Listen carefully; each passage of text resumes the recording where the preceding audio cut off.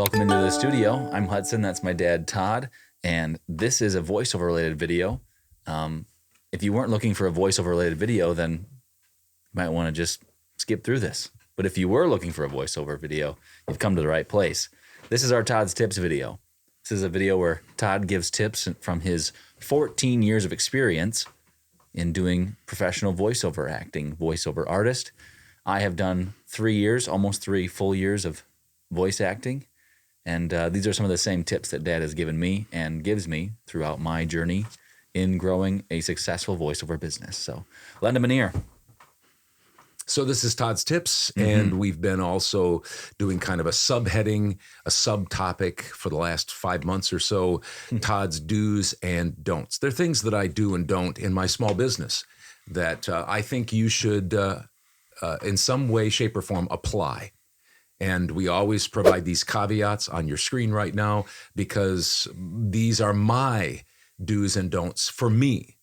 That said, as I said, you need to apply these things. And the reason that he, you might be somebody new saying, who's Todd? Why in the world he's just some guy sitting on a stool somewhere and in Podunk Town. Yeah, sitting on a chair somewhere and telling me how to run a business? Well, Dad's been doing voiceover for 14 years. Dad doesn't like to toot his own horn, but I like to let people know that Dad has 8 years of $100,000 or more earned in just voiceover, no coaching, no demo production, nothing else, no side hustles, if you want to call it that, just voiceover. And this year is so out of those 8 years, 7 of them have been over $200,000. So just he's doing something right. I think we went over the NAVA, National Association, National Voice Actors Association, whatever it is, and about 70% make $40,000 or less. So that's not bragging. It's just giving him his due for listening so that you know who he is, so that it's not just, who's this Todd guy? So anyway, I just wanted to preface that so that people know that there's something behind the tips that you're giving. Yeah, and I appreciate that because there's bragging, and then there's just telling the truth, the facts, and trying to encourage you with the truth and the facts. And the truth of my income it's the truth. And so why I provide those caveats that you saw just a little bit ago is that so that you don't just line up and say, oh yeah, I've got to do it just like Todd, because you don't have to do it just like me. That said, when you think about the income that's been generated for 8 straight years, then that should make you stop and just at least give me a good ear. That's all I'm asking for. So thank you very much for that. Sure.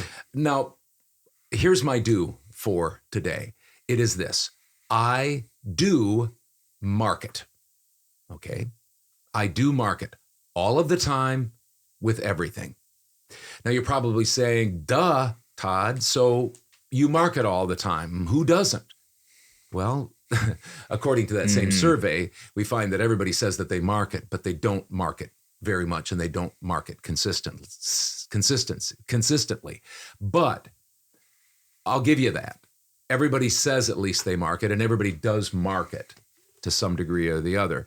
And you might say, well, tell me something I don't know. So here, I'm going to tell you something maybe you don't know. What separates successful voiceover talent, solopreneurs, people that run their own business, with those, the vast majority, and by the way, it's 75% of people that make $40,000 or less in voiceover per year, these are full-time people, are things like this. And sorry, I'm talking about the things that we hear all of the time, and other people talk about making voiceover all of the time, and they talk about marketing all of the time. And so I want to tell you what I mean by marketing all of the time with everything. Okay, now I'm not going to go into detail. If you want more detail on these things, I'm going to continue to provide more as we go on, what I mean exactly by these. So every activity I do in my voiceover business, I try to consider a marketing touch. For instance, 1, direct email marketing, cold calls, etc. I believe those are marketing. You say, well, of course. And I would agree with you. Those are the standard, what you would consider marketing. Follow-up, that is consistent, organized, disciplined follow-up on a regular basis. Of course, you'd consider that marketing. So would I. So would everybody.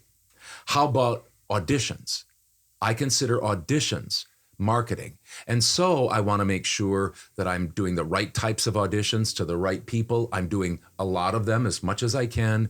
And I'm doing, a good job with those auditions because it's marketing. I'm putting audio out there for somebody to be able to listen to. And I want to make sure it's to the right person, the right ear gets it, and it's as good as I can do with a lot of them, as many as I can do when I have time. How about number 4? Urgency and clarity of communication. This is where I think a lot of voiceover talent and small businesses fall flat on their face. I don't think they're organized. I don't think they're disciplined. And I think hours go by, maybe even a half a day or a day goes by, and they don't get back with potential clients. And I think, and so urgency and clarity of communication. Simple, to the point, not writing a book, not begging, whatever. I'm not going into details. I consider my communication back and forth with potential clients a marketing touch. Here's another one that you might not think, and a lot of people would disagree with this. That is, I don't initiate contracts, and I never ask for money up front. I never ask for a contract. I never ask for money up front.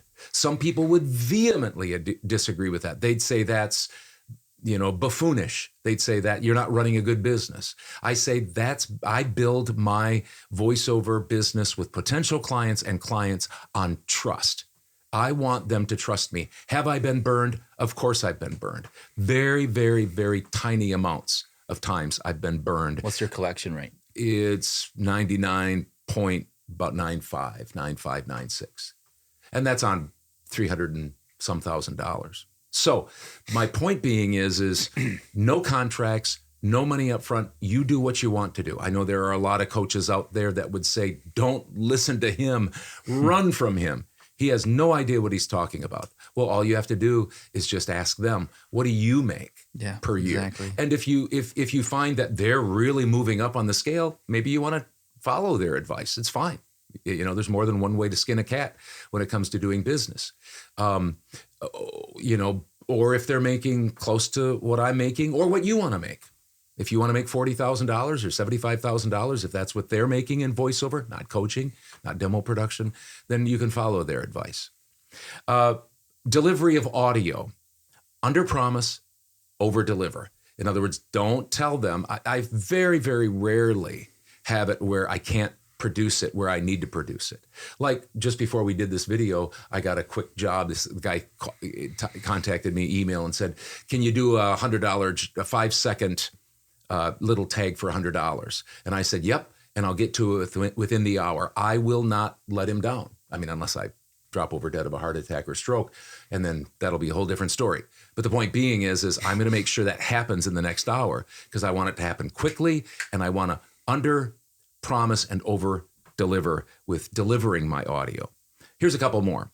Lightning fast revisions. I can't always do them because once in a while I'm not around the house or whatever, but a lot of times I'll drop things, a project. Unless I'm in a directed session, I go and say, I want to get this because oftentimes not only are we the last part link in the chain, but if they're sitting in their editing suite waiting to finally get this project to the client or, to the end client for approval, and they have to wait for my revision for hours, maybe days, that's not good. That's not a good marketing strategy. You need to understand that. You'll stick out. You'll stick out in a good way. Yep. In a really good way. Yeah, it'll stand out. It'll be a branding thing. Everybody talks about branding. How about just doing lightning fast revisions where people say, wow, that was fast. I just got one back today. Wow, that was fast. They love that. How about that? Yeah, you might not have the best voice, but you've got lightning fast turnaround, and you've got lightning fast quality, or you got good quality, and whenever they need it. Yep. It's just that we'll go with him. Yeah, he's just always there for us. Yep. Go with this guy. He's easy to work with. He gets things back quickly. When we're waiting on something, boom, we get it. and we ship it off. Or I at least communicate with them. Hey, I'm in a session. Hey, I'm away from my studio. I'm on vacation. I'll get to it right away when I get back. Lastly, invoicing. Some people say, invoicing? What's that all about? Well, I have a great assistant who not only helps me, it's my wife, who not only helps me on that great collection rate, but she's a master at sending out an invoice and saying, thank you so much for your business friendship. We really appreciate. Please let us know if Todd can help in the future. Marketing touch. And then even if they don't pay right away, which sometimes they do, she'll put it on us. Hey, maybe you didn't see this, or maybe it got lost in the spam or something. And she'll be very gracious and kind as she pursues people for invoicing. And almost always we'll get, we really liked working with Todd. Hey, we've got another project coming up. They give you a little bit of a, and so you're in front of them. And that's a marketing touch, even invoicing. So if you want to know more about these things, because I gave you 8 things, we'll try to, break them down a little bit more, maybe for one of those on the couch questionnaire type things, or maybe I'll add those to the book that I'm writing. There's a little tease. Everything I do in my business is marketing, because everything I do in business has one goal. I'm in business to make money. I'm in business to make money. Everything else comes below that, even being customer centric. Why? Because that's how you make money, is you're customer centric. But your goal is to make money. So anyway, if you're in business, you make money. So everything I do is marketing. How do I make money? Yep. Anyway, thank you for watching this Todd's Tips. If you want more videos like this, we have them in their own folder, own playlist, labeled Todd's Tips. We also do numbers. So check that playlist out as well. We will have our numbers for this week coming up here soon. So you want to check those out. Johnny will be here, as always, talking about how VOMP did. And then Dad and I will talk about our numbers. So check those out, and we'll see you later. Are you dying to see more content like that? Check out the video over here, or subscribe over here. Thanks.